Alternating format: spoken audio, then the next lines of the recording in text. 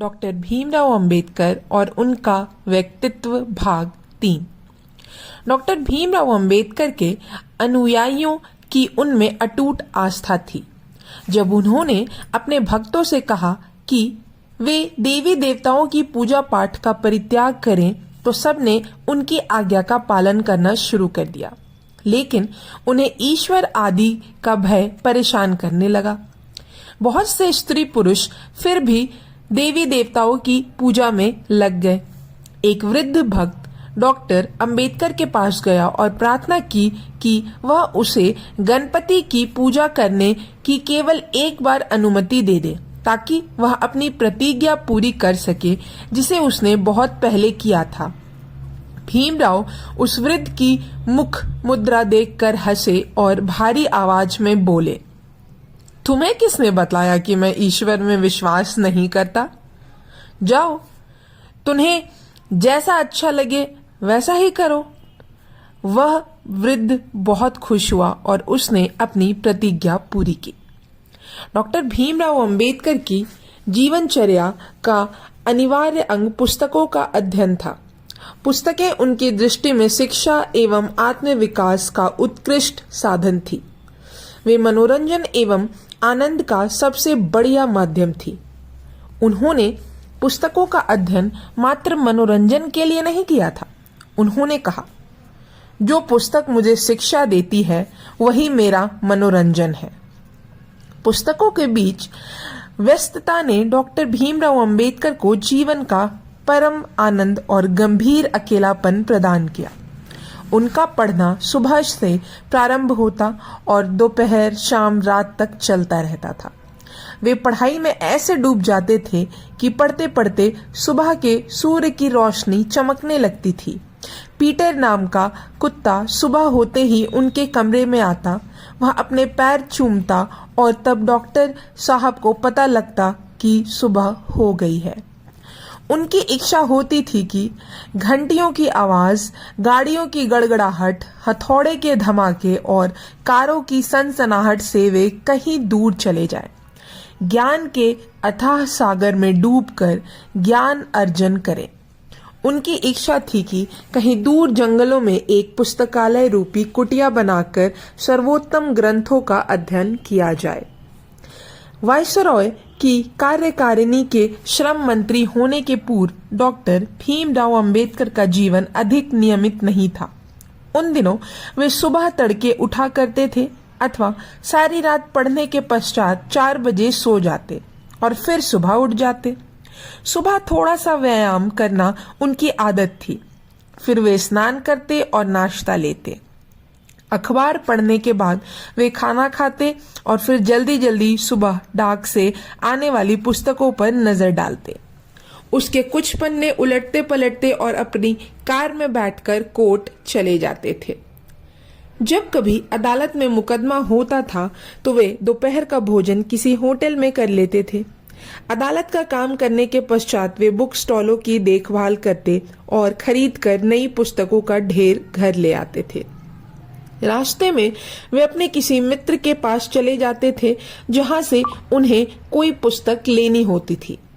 रात्रि के भोजन के साथ वे पुस्तक भी देख रहते थे और फिर वहीं निरंतर अध्ययन चलता रहता था।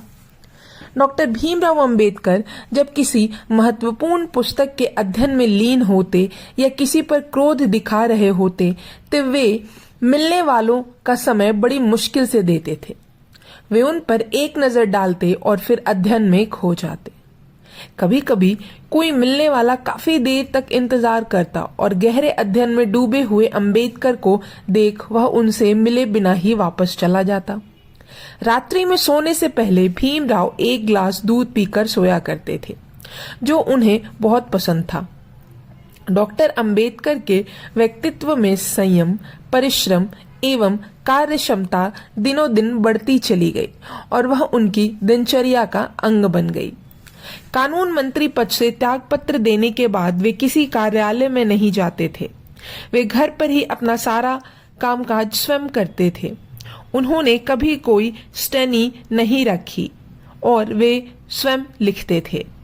उन्हें लिखने में आनंद आता था और लेखक के रूप में उन्होंने स्वयं की अनुभूति को मंगलमय माना।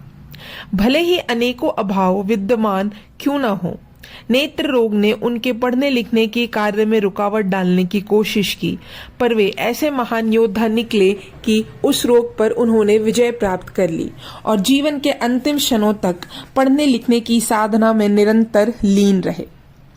महापुरुष कहीं भी हो, कैसे भी हो, वह किसी भी स्थिति में हो, वह कभी भी अपनी ज्ञान कर्म भक्ति से विमुख होकर विश्राम में समय नष्ट नहीं करता।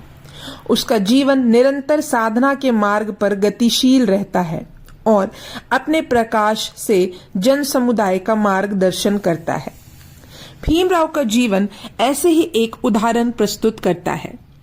डॉक्टर भीमराव अंबेडकर को स्वादिष्ट तथा गरम गरम भोजन खाने में कोई विशेष रुचि न थी। उनका भोजन बड़ा ही सादा हुआ करता था। उनका विचार था कि पेट में ईंधन डालना है ताकि शरीर में शक्ति उत्पन्न हो सके। भीमराव के भोजन में चावल, दाल, रोटी, मछली और थोड़ा सा सलाद प्रायः हुआ करता था। विशेष प्रकार के व्यंजनों में उनकी खास रुचि न थी। खाना खाते समय पढ़ना उनकी आदत थी। जहां पर वह खाना खाते थे वहां ढेर सारी पत्र पत्रिकाएं और पुस्तकें पड़ी होती थी। वे एक कोर खाते और पढ़ने लग जाते। खाना खाने के बाद वे थोड़ा सा विश्राम करते, फिर भी कुछ न कुछ पढ़ते रहते। केवल झपकी आने पर ही वे पढ़ना बंद करते थे। सुबह का नाश्ता भी उनका सादा होता था। एक चाय का प्याला और बिस्कुट के कुछ टुकड़े उनके लिए पर्याप्त थे। भीमराव को 2 सब्जियां, मूली की भाजी और सरसों का साग बहुत पसंद था। वह मीट अवश्य खाते थे, पर उसके शौकीन नहीं थे। मधुमेह रोग की वजह से वह बहुत कम खाया करते थे। डॉक्टर भीमराव अंबेडकर के जीवन में वेशभूषा में बड़े उतार चढ़ाव आए। धनाभाव के कारण उनका प्रारंभिक जीवन बहुत ही सरल था। उनके पास पहनने के लिए कीमती वस्त्र नहीं थे। वे सादे सरल कपड़ों में ही जीवन व्यतीत करते थे। विदेशों में पढ़ने के बाद उनकी वेशभूषा में बड़ा बदलाव आया और वे अच्छे वस्त्र पहनने लग गए। साफ सुथरे कपड़े तो वे पहले से ही पहनते थे, पर अच्छे और महंगे सूट पहनने का शौक उन्हें हो गया। उन्हें चटकीले वस्त्र पसंद नहीं थे। उनके कपड़ों का रंग अधिकतर गेहुआ, बादामी, स्लेटी तथा सफेद हुआ करता था। रंग बिरंगी टाइयां भी वे रखते थे। अब हम जानेंगे अगले भाग में। तब तक के लिए धन्यवाद।